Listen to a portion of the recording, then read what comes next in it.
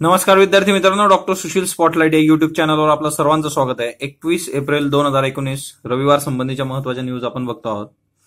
सगळ्यात पहिली न्यूज आहे पंतप्रधान नरेंद्र मोदी यांच्यावरील वेब सिरीज संबंधीची। बघा, चित्रपटापाठोपाठ आता मोदींवरील वेब सिरीजवर ही बंदी आणण्यात आलेली आहे। निवडणूक आयोगाने हा निर्णय घेतलेला आहे। Modi journey of a common man अशी 5 भागांची एक मालिका इरॉज नाऊने बनवली होती। या वेब सिरीजचा ट्रेलर पाहिल्यानंतर निवडणूक आयोगाने तातडीने ही वेब सिरीज बंद करण्याचे आदेश दिलेले आहेत। तर हे Modi journey of common man लक्षात ठेवा। त्यानंतर अबुधाबीमध्ये पहिल्या हिंदू मंदिराची पायाभरणी झालेली आहे। बोचास्वनी श्री अक्षर पुरुषोत्तम स्वामीनारायण संस्था BAPS यांच्या वतीने हे मंदिर उभं राहतं इथं अबुधाबी UAE मध्ये। UAE मध्ये राहणाऱ्या जवळपास 33 लाख भारतीयांना प्रेरणा मिळेल असा संदेश मोदींनी या मंदिराच्या पायाभरणीच्या वेळेस पाठवला होता तिथे। 2015 मध्ये मोदींनी UAE ला पहिली भेट दिली होती आणि त्याच्यानंतर मग अबुधाबीचे आणि भारताचे रिलेशन आपण बऱ्याच वेळा बघितलेले आहेत। सगळे रेफरन्सेस येत राहतात अबुधाबीचे। प्रशासनाचा बदलता चेहरा, आता हे खूप महत्वाचं आर्टिकल आहे। GS4 UPSC मेन्स करता। GS2 मध्ये गव्हर्नन्स नावाची गोष्ट तुम्हाला सिलेबसमध्ये आहे बघा। GS4 मध्ये तर सगळं इथिक्स नीतिशास्त्र जे आहे त्याच्यामध्ये गव्हर्नन्सचा बेस फार महत्वाचा आहे। तर या दोन्ही पेपरमध्ये याच्यावर प्रश्न विचारला जाऊ शकतो। एक ऑलरेडी याच्यामध्ये एक गोष्ट आलेली आहे, वेबरचे प्रारूप जे आहेत, वेबरनी जी काही वैशिष्ट्य सांगितलेली आहेत नोकरशाहीची, तो प्रश्न ऑलरेडी UPSCने विचारलेला आहे, तेच इथं आलेलं आहे बघा। 1980 मध्ये डेव्हिड ऑसबर्न आणि टेड गेबलर या 2 लोकांनी एक पुस्तक लिहिलं होतं, रिइन्व्हेंटिंग गव्हर्नमेंट। हा ग्रंथ लिहिला त्यांनी, रिइन्व्हेंटिंग गव्हर्नमेंट, आणि याच्यामध्ये न्यू पब्लिक मॅनेजमेंट नावाची एक कन्सेप्ट समोर आणली। आता न्यू पब्लिक मॅनेजमेंटमध्ये काय येतं की वाढीव स्पर्धात्मकता, सार्वजनिक क्षेत्राच्या कारभारासाठी खासगी क्षेत्राच्या शैलीचा वापर, सार्वजनिक क्षेत्राचे व्यावसायिक आस्थापन इत्यादी त्याच्यामध्ये अपेक्षित होतं। आता ह्या सगळ्या गोष्टी न्यू पब्लिक मॅनेजमेंट आपल्याला 1991 मध्ये जेव्हा आपण आपली इकॉनॉमी ओपन केली त्यावेळेस ह्या सगळ्या गोष्टी फार प्रकर्षाने समोर आल्या आपल्यासाठी। आधी आपल्याला जस्ट तोंड ओळख होती या गोष्टींची। आणि वेबर यांनी नोकरशाहीची काही ठळक प्रारूप सांगितलेली आहे। तिच्यामध्ये पद सोपान पद्धती आहे बघा, काटेकोर नियम आहेत, अधिकाऱ्यांना ठराविक वेतन देणं, आदेशांचे निर्विवाद पालन करणं, सेवा ज्येष्ठता, अशा काही बेसिक वैशिष्ट्य आहेत वेबरच्या याचे। हा प्रश्न UPSCने GS4 म्हणजे नीतिशास्त्रामध्ये ऑलरेडी एकदा विचारलेला आहे बघा वेबरचा। हे आर्टिकल मी डॉक्टर सुशील स्पॉटलाइट या युट्यूब टेलिग्राम चॅनलवर टाकलेलं आहे बघा, तर ते तुम्ही तिथून वाचा। हे खूप महत्वाचं आर्टिकल आहे आपल्यासाठी। याच्यामध्ये जो फोकस आहे याचा तो लॅटरल एंट्री आहे बघा, की यांचं असं म्हणणं आहे की UPSC मधून आपण जी पद भरती करतो परीक्षेतून, तर ती एक प्रोसेस आहे, त्या प्रोसेसमधून तो घडत जातो। लॅटरल एंट्री ही काही नवीन नाही आपल्याला, आपण आधी पण याचे प्रयोग आधी झालेले आहेत आणि ही काही दीर्घकाळाची उपाययोजना नाहीये लॅटरल एंट्री। आणि प्रत्येक वेळेस तुम्हाला जे लॅटरल एंट्रीतून आपण लोक घेतले, समजा फॉर एक्झाम्पल मनमोहन सिंग यांचं उदाहरण आहे, किंवा मग तुम्ही सॅम पिट्रोडा बघू शकता, तर ही लोक तुम्हाला प्रत्येक वेळेस मिळतीलच असं नाहीये। लॅटरल एंट्रीमधून तेवढ्या ताकदीचा त्या प्रशासनात काम करण्याचा व्यक्ती जो आहे तो सहजासहजी मिळत नाही। पण या सगळ्या गोष्टींचा विचार केला तर लोकप्रशासन ही अभ्यासशाखा कालप्रवाही आहे, एवढं याचा बेस आपण लक्षात घेतला पाहिजे की लोकप्रशासन हे कालानुरूप बदलत जाईल। त्या कालानुरूप बदलणाऱ्या लोकप्रशासनाला अंगीकारणं आपल्याला आलं पाहिजे, तरच आपण प्रभावी लोकप्रशासन देऊ शकतो, असा हा सगळा लेख आहे। याच्यामधला वेबर, न्यू पब्लिक मॅनेजमेंट ह्या गोष्टी नीट करून ठेवायच्या आणि आपण याचे एक्झाम्पल सुद्धा देऊ शकतो। समजा एसे मध्ये लिहिताना तुम्हाला प्रश्न विचारला इंटरव्ह्यू मध्ये। सार्वजनिक ग्रंथालयाचे ग्रंथ विक्री केंद्र व्हावीत अशाचा हा लेख आहे। 23 एप्रिल जागतिक ग्रंथ दिन आहे बघा, आपण त्याचे रेफरन्सेस काल बघितले होते। भारताला कुठल्या देशाने अतिथी देश म्हणून बोलवलेलं आहे बरं, कुठला देश आहे तिथं ग्रंथा संबंधीचा प्रोग्राम होतो, आणि भारताने कुठल्या देशाला 2022 मध्ये इन्व्हाइट केलेलं आहे बरं ग्रंथांसंबंधीचे। ते फॅक्ट्स तुम्ही मला कमेंट बॉक्समध्ये सांगा, ते आपण काल बघितलेले आहेत। देशातील 20% अधिक ग्रंथालय जी आहे ती महाराष्ट्रामध्ये, 90% अधिक ग्रंथालय महाराष्ट्रातली, यांनी 100 वर्ष पूर्ण केलेली आहे त्यांची। म्हणजे महाराष्ट्रातली ग्रंथ आणि ग्रंथालयांची आणि वाचनाची जी काही आपला वारसा आहे तो फार जुना आणि तो त्याच्या याच्यावरून तुम्हाला दिसतं एवढी ग्रंथालय का आली.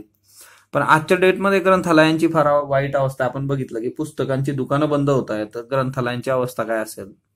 शासनाची धोरणं, मग याच्यासाठीची काय प्रॉब्लेम्स आहेत ग्रंथालयात, तर शासनाची धोरणं. आता एक गोष्ट लक्षात ठेवायची, आपण जेव्हा उत्तर लिहितो त्यावेळेस किंवा उत्तर देतो तसं एकदम शासनाची धोरणं म्हणून आपण उत्तर द्यायचं नाही. ही पेपरची भाषा आहे.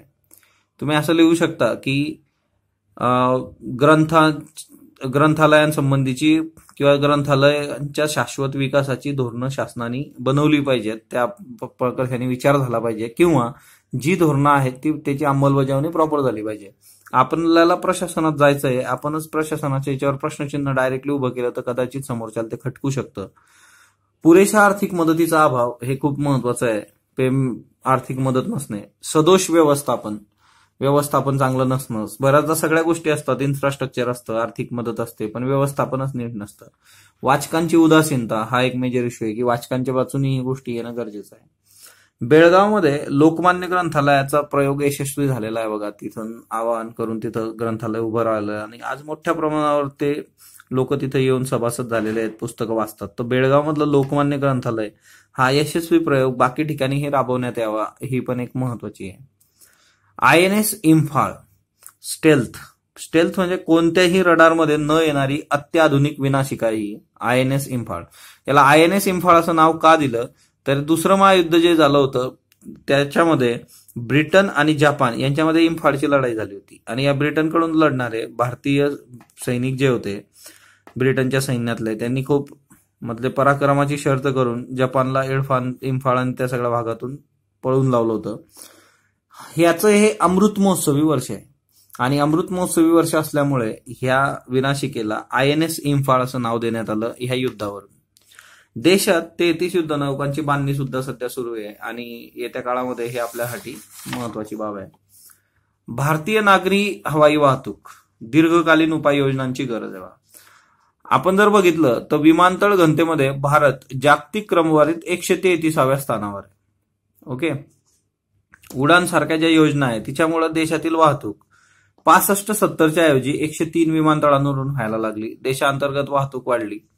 सरकारी अंदाज जर बघितला तर 2040 मध्ये 200 विमानतळ, प्रवासी 101.1 अब्ज, प्रवासी विमानांची गरज पडेल 2350. म्हणजे हा अंदाज आहे. 2040 पर्यंत आपल्याला 200 विमानतळ लागतील, 1.1 अब्ज प्रवासी असतील, 2350 प्रवासी विमानांची गरज असेल आपल्याला. 2025 पर्यंत UK ला मागे टाकून भारत हा जागतिक नागरी हवाई वाहतूक क्षेत्रातील तिसरी मोठी बाजारपेठ होईल, असं इंटरनॅशनल एअर ट्रान्सपोर्ट असोसिएशनचं म्हणणं आहे. म्हणजे भारतीय नागरिक हवाई वाहतूक आपल्याला खूप चांगली करावी लागेल. जेटमुळे सुद्धा हे फार चर्चेत आलेलं आहे की आपल्याला उपाययोजना कशा केल्या पाहिजेत. तर हे फॅक्ट्स लक्षात ठेवा. भोपाळ वायुगळती शतकातील मोठा अपघात होता. संयुक्त राष्ट्राचा अहवाल आलेला आहे बघा. The safety of health at the hurt of future work building on 100 years of experience, असं ह्या अहवालाचं नाव आहे. आणि याच्यामध्ये शतकातील सर्वात मोठा अपघात म्हणून 1984चा भोपाळमधला युनियन कार्बाइड कंपनीमध्ये जे मिथाइल आयसोसायनाइट ची लीक झालं होतं आणि त्याच्यामुळे लोकांच्या आरोग्यावर जे काही दुर्गामी परिणाम झाले त्या सगळ्यांचा विचार याच्यामध्ये आहे. औद्योगिक अपघात आणि त्या कामामुळे होणारे आजार यामुळे दरवर्षी जगामध्ये जवळपास 28 लाख लोक मरण पावतात. संयुक्त राष्ट्राचा आकडा आहे बघा. औद्योगिक अपघात असू देत किंवा मग आजार असू देत त्याच्यापासून होणारे. आता एवढं सगळं हे का आज आपण चर्चेत घेतोय, कारण ILO इंटरनॅशनल लेबर ऑर्गनायझेशन शताब्दी वर्ष 1919 आता 2019 मध्ये यावं आपण. कामगार सुरक्षांसाठी यांनी 40 मार्गदर्शक उपायही सांगितलेले आहेत. राज्यसेवा मेन्स UPSC याच्याकरता ILO नीट करून ठेवा बघा. 28 एप्रिल हा जागतिक कामाच्या ठिकाणी सुरक्षा आणि आरोग्य दिन आहे, तर तो एक लक्षात ठेवा. तर ILO तुम्ही करणं गरजेचं आहे. येत्या MPSC मेन्स मध्ये याच्यावर प्रश्न विचारला जाऊ शकतो कारण शताब्दी वर्ष आहे, तर ते एक लक्षात ठेवा. 25 तारखेला म्हणजे गुरुवारी दुपारी 3 वाजता UPSCचं GHचं अनालिसिस घेणार आहेत मी. सगळ्यांसाठी ओपन टू ऑल आहे, फ्री आहे बघा. तर ज्या लोकांना शक्य आहे ते अटेंड करू शकतात युनिक अकॅडमीच्या कॅम्प ब्रांचमध्ये. त्याच्यानंतर आज आपण मेघालय बघणार आहे बघा. आपण नॉर्थ ईस्टचे 3 स्टेट्स ऑलरेडी प्रॉपर बघितले. आज आपण मेघालय बघणार आहोत. मेघालय हे खूप महत्वाचं एक स्टेट आहे. मेघालयचा जो अर्थ असतो अबोर्ड ऑफ क्लाउड, मेघ आहेत तिच्यामध्ये नावात बघा. आणि याला स्कॉटलँड ऑफ ईस्ट म्हटलं जातं मेघालयला. तर स्कॉटलँड ऑफ ईस्ट हा मेघालय बघा. मेघालयला बॉर्डर करणारं हे जे वरती आसाम आहे, तर हा जवळपास म्हणजे सगळा आसाम त्याला इन्क्लेव्ह करून घेतो. दुसरी महत्वाची गोष्ट बांगलादेश आहे बघा इथं. त्याच्यानंतर मेघालयच्या बाबतीत दुसरी गोष्ट सांगायची झाली तर भारतातले सर्वात जास्त कम्युनिटी रिझर्व्ह जवळपास 40 हे मेघालयमध्ये सर्वात जास्त कम्युनिटी रिझर्व्ह. आता कम्युनिटी रिझर्व्ह कशाच्या अंडर येतात तर वाईल्ड लाईफ प्रोटेक्शन ऍक्ट 1972च्या अंडर हे येतं कम्युनिटी रिझर्व्ह. तर तिथे एक लक्षात ठेवायचं, याची जी ओनरशिप असते ती आयदर प्रायव्हेट असते किंवा कम्युनिटीकडे असते. तर कम्युनिटी रिझर्व्ह हे महत्वाचं आहे. कम्युनिटी रिझर्व्ह काय असतं तर हे नॅशनल पार्क जे आहेत बघा, आता इथं 2 नॅशनल पार्क आहे. नोक्रेक नॅशनल पार्क आहे, ईस्ट गारो हिलचा एरिया जो आहे, आणि साऊथ गारो हिलच्या एरियामध्ये बलफक्रम नॅशनल पार्क आहे. 2 नॅशनल पार्क आहे बघा मेघालयमध्ये, बलफक्रम नॅशनल पार्क आणि नोक्रेक नॅशनल पार्क. ते नॅशनल पार्क, वाईल्ड लाईफ सँच्युरी, 3 वाईल्ड लाईफ सँच्युरी सुद्धा आहेत बघा इथं. यांच्यासाठी बफर झोनचं काम करणारं, बफर झोन म्हणून काम करणं हे कम्युनिटी रिझर्व्हचं काम असतं बघा. नॅशनल पार्क, वाईल्ड लाईफ सँच्युरी याच्यासाठी बफर झोन म्हणून काम करणं हे कम्युनिटी रिझर्व्हचं काम आहे. 2 तुम्हाला नॅशनल पार्क सांगितले आणि 3 इथं वाईल्ड लाईफ सँच्युरी कुठल्या आहे, नॉंग खायलम आहे, सिजू आहे आणि भगमारा आहे बा. 3 महत्वाच्या वाईल्ड लाईफ सँच्युरी लक्षात ठेवा, नॉंग खायलम, सिजू आणि भगमारा. त्याच्यानंतर मेघालयचा विचार जर केला तर हे इथं गारो, खासी आणि जयंतिया. हा प्रश्न कितीदा तरी विचारला गेलेला आहे बघा, गारो, खासी, जयंतिया. आपण हे नीट लक्षात ठेवायचं, वेस्ट टू ईस्ट, गारो, खासी, जयंतिया. दुसरी महत्वाची गोष्ट, आता हिच्यामधून हा 40 नंबरचा नॅशनल हायवे जातोय बघा. हा 40 नंबरचा नॅशनल हायवे हा आसामशी जोडतो आणि नंतर मग तो भारताशी. तर मेघालय मध्ये 40 नंबरचा नॅशनल हायवे हा एक लक्षात ठेवा. दुसरी महत्वाची गोष्ट आहे, 2 ठिकाण आहे बघा, मौसिनराम आणि चेरापुंजी. तर चेरापुंजी हे आधी सर्वात जास्त पाऊस पडण्यास ठिकाण चेरापुंजी हे होतं, पण आता ते मौसिनराम आहे बघा. म्हणजे गेल्या 5-7 जवळपास 10 पेक्षा जास्त वर्ष आली हे शिफ्ट झालं. सर्वात जास्त पाऊस जो आहे तो मौसिनरामला होतो आणि चेरापुंजी हे त्याच्यानंतर आता 2 नंबरवर आहे. पण जर ऍव्हरेज काढला सगळा वर्षभराचा तुम्ही तर तो चेरापुंजी ठरतो, पण सर्वात जास्त पाऊस हा मौसिनरामला आहे. दुसरी महत्वाची गोष्ट, एकदा युपीएससी प्रिलिम्स मध्ये प्रश्न विचारला गेला होता की ट्री रूट ब्रिजेस. आता मी एका दिवशी फोटो पण शेअर केला होता त्याचा. ट्री रूट ब्रिजेस म्हणजे इथलं जी जैवविविधता आहे, झाडं जी ती अशा पद्धतीने वाढलेली आहे की झाडांच्या मुळांपासून ती इतकी मुळं वाढलेली आहे की तुम्हाला एकाकडून दुसरीकडे जायला तिथं ब्रिज बांधायची गरज नाही. त्या मुळां अशा पद्धतीने ते वाढलेले आहेत की ते ट्री रूट ब्रिजेस तुम्हाला डायरेक्ट त्याच्यावरून चालता येतं, म्हणजे ते पुलांसारखं काम करतात ते. याचा फोटो मी आज परत आपल्या टेलिग्रामला टाकतो, तिथे तुम्ही नीट बघितलं तुम्हाला आयडिया येईल. ट्री रूट ब्रिजेस साठी मेघालय फेमस आहे बघा. त्याच्यानंतर हायएस्ट पॉइंट जो आहे इथला तो शिलाँग पीक आहे. तर तो एक महत्वाचा आहे मेघालयमधला हायएस्ट पॉइंट शिलाँग पीक आहे बघा. दुसरी महत्वाची गोष्ट याच्यामध्ये की मॅट्रिलिनियल कल्चर जे आहे तर जगातलं सगळ्यात मोठं आणि सर्वात जुनं मॅट्रिलिनियल कल्चर हे मेघालयमध्ये आहे. तर ते एक लक्षात ठेवायचं. मेघालयचं हे खूप महत्वाचं वैशिष्ट्य आहे बघा की जगातलं सगळ्यात मोठं आणि सगळ्यात जुनं मॅट्रिलिनियल कल्चर म्हणजे काय की घरात मातृसत्तात्मक संस्कृती, घराची सगळी जी काही प्रॉपर्टी आहे ती लहान मुलीला मिळते घरातल्या. खूम खड्डू असं म्हटलं जातं तिला, आणि तिला सगळी प्रॉपर्टी मिळते. तर तो एक इथला एक वैशिष्ट्य आहे, ते एक लक्षात ठेवा. ग्रेट इंडियन हॉर्नबिल है ना, लार्जेस्ट बर्ड आहे मेघालय मधला, ग्रेट इंडियन हॉर्नबिल. तर ते एक लक्षात ठेवा. त्याच्यानंतर हजॉंग्स, ओके, हजॉंग्स म्हणून कम्युनिटी सुद्धा इथं सापडते. बाकी इतर हे गारो आहे, खासी आहे, जयंती आहे, याच्या जशा हिल्स आहेत तशा तशा कम्युनिटी आहे.